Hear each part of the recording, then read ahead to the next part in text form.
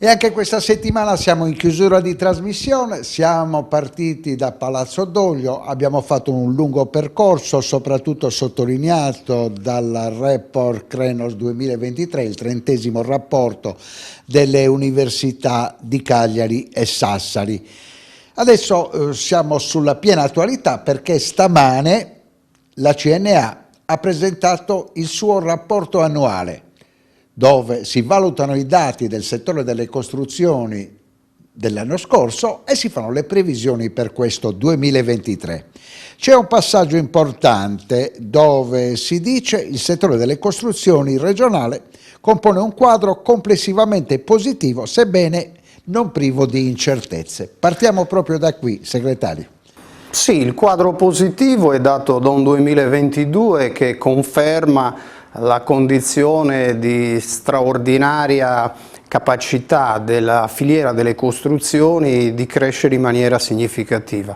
Il 2022 7,5 miliardi, in doppia cifra sia gli investimenti che appunto il volume d'affari, crescono tutti i segmenti tipologici del mercato.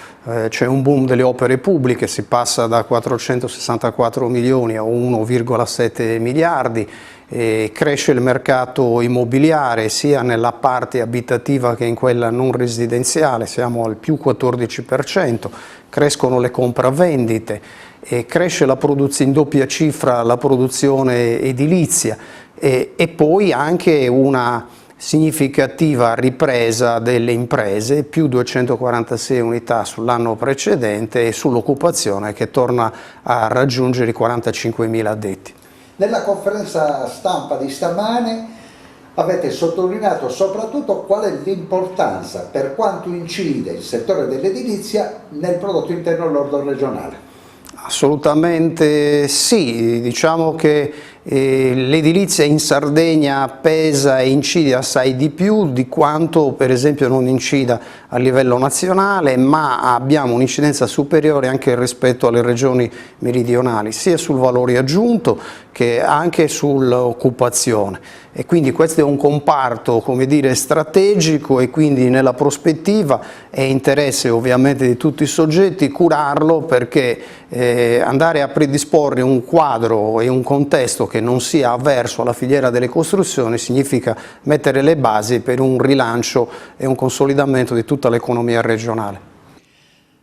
Nel corso di questa trasmissione abbiamo dato grande spazio al rapporto Krenos 2023, dove i dati, soprattutto per quel che riguarda il prodotto interno lordo, sono assolutamente negativi. Considerata la positività del principale segmento del settore industriale che riguarda l'edilizia, che cosa è andato veramente male? Ma allora diciamo che la fase che si è chiusa è una fase, come dire, di crescita del sistema economico anche regionale.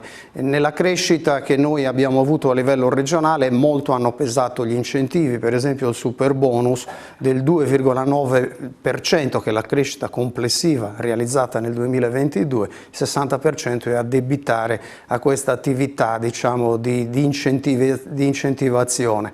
La prospettiva che si apre, lei faceva accenno ad alcuni degli elementi ovviamente che di criticità che noi abbiamo, stimiamo che nel 2023 una crescita dell'1,4%, quindi una condizione di stabilizzazione, ma il tutto ovviamente legato a fattori e subordinato anche all'andamento di alcuni fattori. Per esempio sappiamo già che il super bonus ci sarà una sorta di décalage e quindi questa crescita è poi molto condizionata dalla capacità che noi avremo di riuscire a spendere bene le risorse ingenti del PNRR che su cui gravano molte incertezze legate a difficoltà burocratiche, a incapacità anche gestionali di gestire tutto il processo di spesa e poi ovviamente anche alla congiuntura internazionale.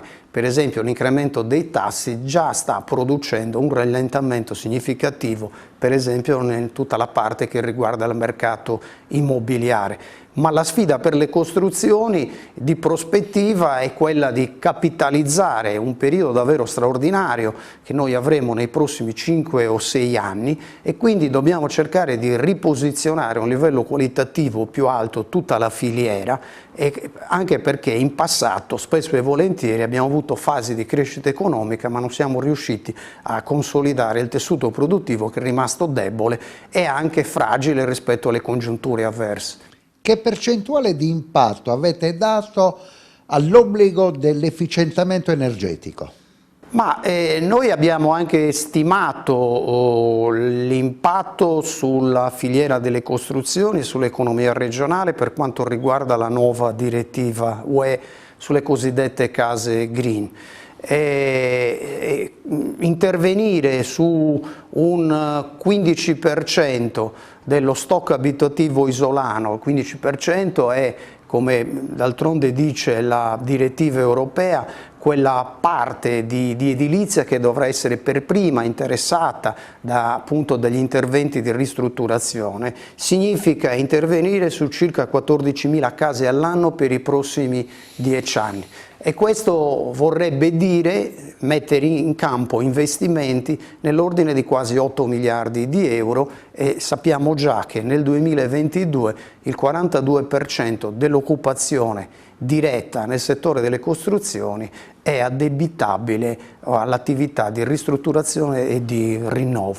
Quindi ci avviamo verso una prospettiva che è importante. I problemi vengono anche dal lato dell'offerta e dal sistema delle imprese, perché dobbiamo dirci che oggi non c'è questa capacità, come dire, realizzativa, e quindi bisognerà lavorare per irrobustire il sistema produttivo anche isolano e soprattutto per mettere mano alle filiere della conoscenza, dell'istruzione, perché come sappiamo manca la manodopera, soprattutto quella specializzata, e questo è un problema su cui ovviamente le istituzioni ma anche le associazioni di impresa come la nostra devono fare la loro parte.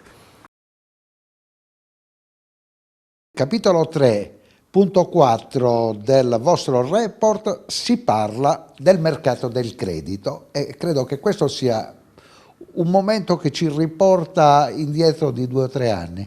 Sì, sul credito ancora nel 2022 abbiamo una condizione tutto sommato positiva di stabilizzazione e di crescita rispetto ai dati dell'anno precedente, sia per quanto riguarda le erogazioni per l'acquisto che le erogazioni quindi di credito finalizzate alla nuova costruzione. Come dicevo poc'anzi, però già dal primo trimestre l'aumento dei tassi di interesse e le prospettive di mercato si stanno in parte raffreddando, e non è un caso che per quanto riguarda il 2023 la componente residenziale noi la stimiamo con un leggero decremento rispetto al 2022.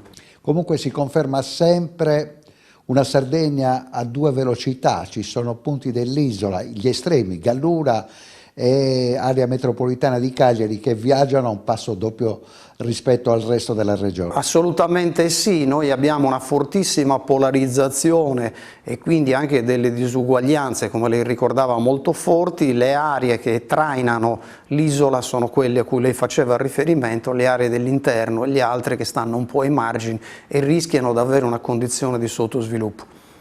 Bene, siamo arrivati alle conclusioni anche di questa puntata. Vi dico subito che nella prossima ci sarà spazio per i 50 anni di Confapi Sardegna, la Confederazione delle piccole e medie imprese regionali. Grazie davvero poco. Grazie a voi.